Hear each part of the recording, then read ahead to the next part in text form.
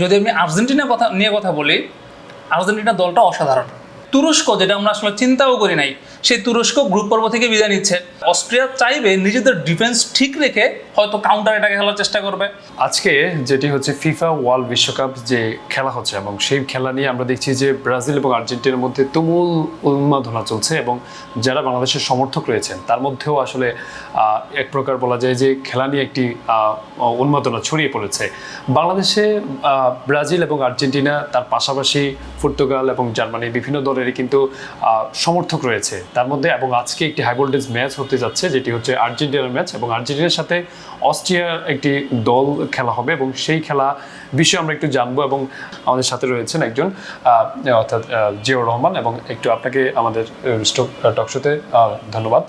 তো যেটি জানতে চেয়েছিলাম যে আজকে যেহেতু আর্জেন্টিনার এবং অস্ট্রিয়ার একটি ম্যাচ রয়েছে, সেই ম্যাচে যেহেতু হাই ভোল্টেজ একটি ম্যাচ এবং আজ রাত 11টায় এই খেলাটা হবে, কেমন মনে হচ্ছে আজকের ম্যাচটি? কেমন উত্তেজনা পরিস্থিতি বিরাজ করবে, যেহেতু গত যে ম্যাচটা ছিল সেই ম্যাচটাতে 3-0 গোলে আর্জেন্টিনা জিতেছে আলজেরিয়ার সাথে, তেমন আজকে কি মনে হচ্ছে?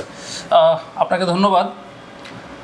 প্রথমে যেটা বলবো সেটা হচ্ছে, যদি আমি আর্জেন্টিনা নিয়ে কথা বলি, আর্জেন্টিনা দলটা অসাধারণ, এবং স্বাভাবিকভাবেই এই দলটার প্রধান কেন্দ্রবিন্দুটা হচ্ছে লিওনেল মেসি।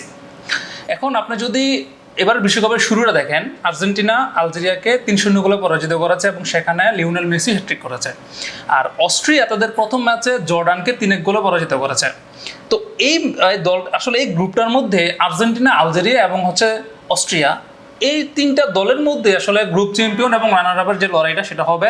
তো অস্ট্রিয়া হচ্ছে এমন একটা দল যেটাকে আপনি বাদের কাতারে ফেলে দিতে পারবেন না, আবার তারা যে খুব শক্তিশালী এমনটাও না।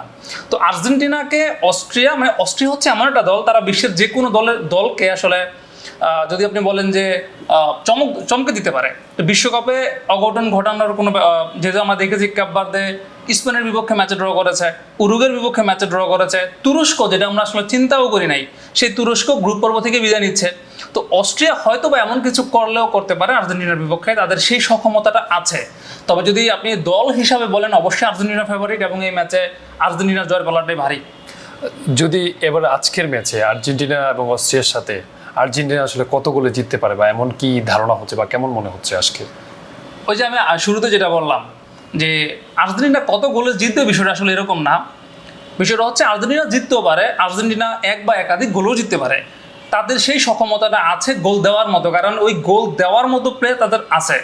আর আর্জেন্টিনার মিডফিল্ড দুর্দান্ত, ডিফেন্স দুর্দান্ত, গোলপোস্ট, গোলকিপার যিনি আছেন সব দুর্দান্ত, সব পুরো মানে আর্জেন্টিনা একটা দুর্দান্ত প্যাকেজ বলা যায়। তো সেক্ষেত্রে অস্ট্রিয়া, আমার মনে হচ্ছে, মানে আমি ব্যক্তিগতভাবে আমার মনে হয় অস্ট্রিয়া চাইবে নিজেদের ডিফেন্স ঠিক রেখে হয়তো কাউন্টার অ্যাটাকে খেলার চেষ্টা করবে, বা আর্জেন্টিনাকে বেশি খেলার সুযোগ দিবে, বল আর্জেন্টিনার পায়ে থাকুক কিন্তু আমরা গোল না খাই, হয়তো বা এরকমটা চিন্তা ভাবনা করবে অস্ট্রিয়া। দেন যদি আমরা নিজেদের গোল পোস্ট ঠিক রেখে আর্জেন্টিনাকে যদি আমরা গোল দিতে পারি, সেটা হচ্ছে বোনাস। আমার মনে হচ্ছে এটা অস্ট্রিয়া করবে। তো সেক্ষেত্রে গোল আসলে যে কোনো কিছু হতে পারে।